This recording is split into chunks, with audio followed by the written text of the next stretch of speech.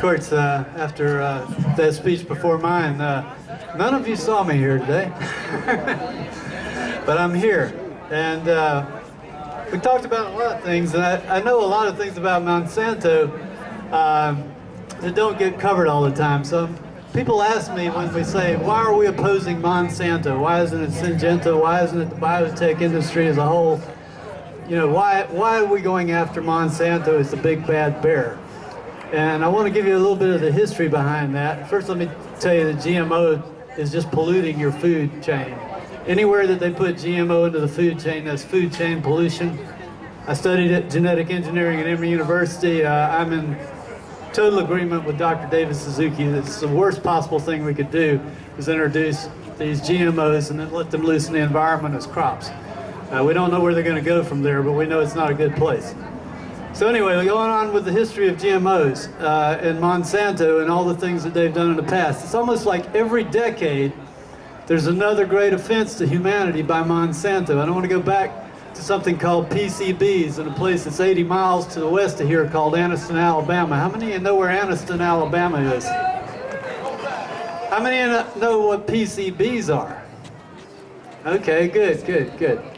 Well, PCBs are this oil that they put in those transformers, like those up there, that keep the transformers cool. And those were all banned by the mid-1980s everywhere. And Monsanto, knowing that this was a pollution and a carcinogenic element, they dumped it in Anniston, Alabama and exposed the whole population to this stuff, and people died like flies.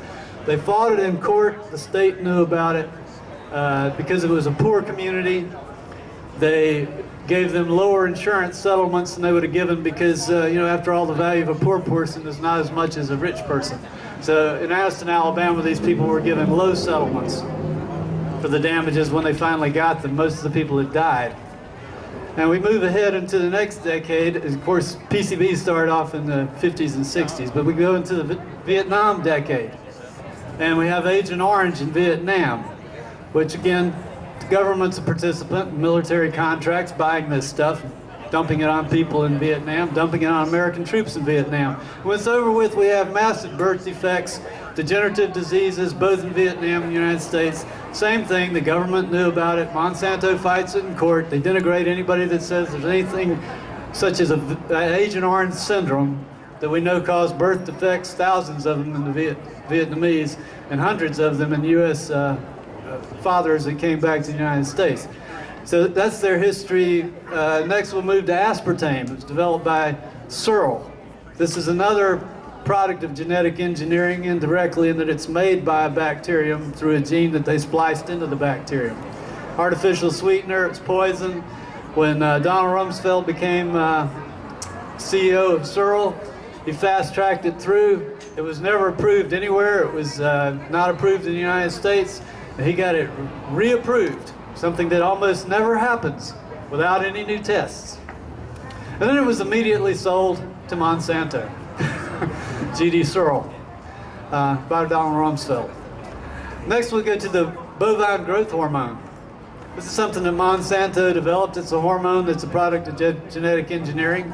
They use it to cause cows to overproduce milk for I guess more efficient dairy production. That's more efficient if you don't mind your dairy cow's organs failing and having massive infections and having to have antibiotics on top of the hormones. And of course it goes into the milk. And when an investigative reporting team for Fox News tried to expose this, Monsanto threatened Fox News with lawsuits, and eventually those two reporters lost their jobs. So they have a great deal of undue influence. Because Rupert Murdoch's corporations, they could threaten him with removal of all the advertisements of Monsanto products, such as Roundup, which is the next thing I want to talk about, because Roundup was billed as being biodegradable until France proved it wasn't, and then they had to change the labeling. But that was like 10 years after I'd been using it in my yard, thinking it was biodegradable. Glyphosate is not biodegradable. It stays in the soil. And it's poison to people too. And the next thing I want to talk about is BT corn.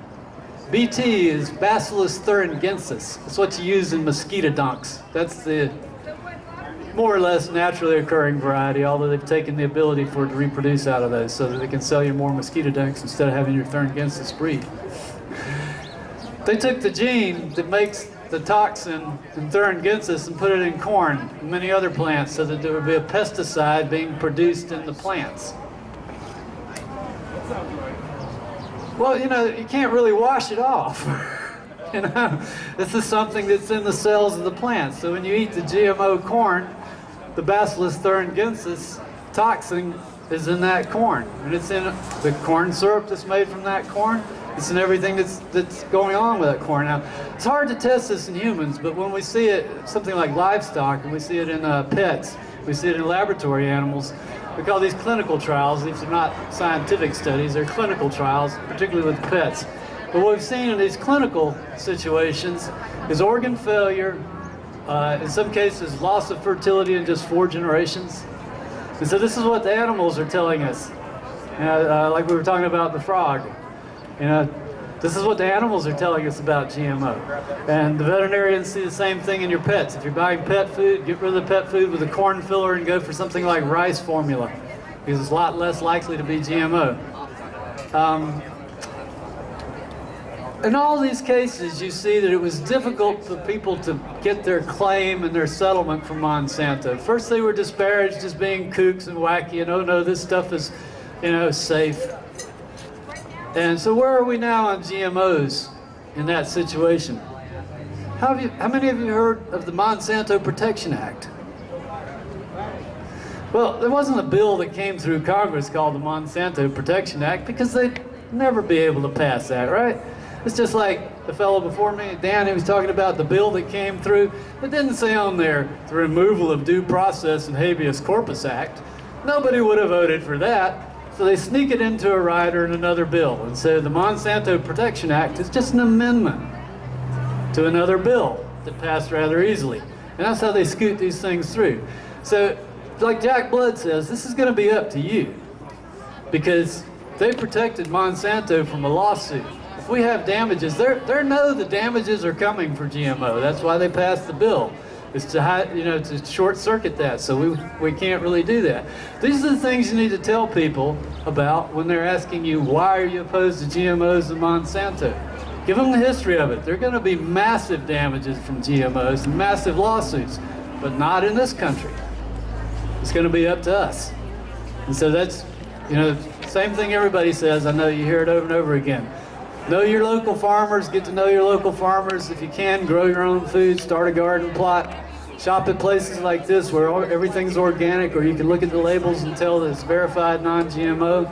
And we're going to use market forces and the power of the people to put this corporation out of business.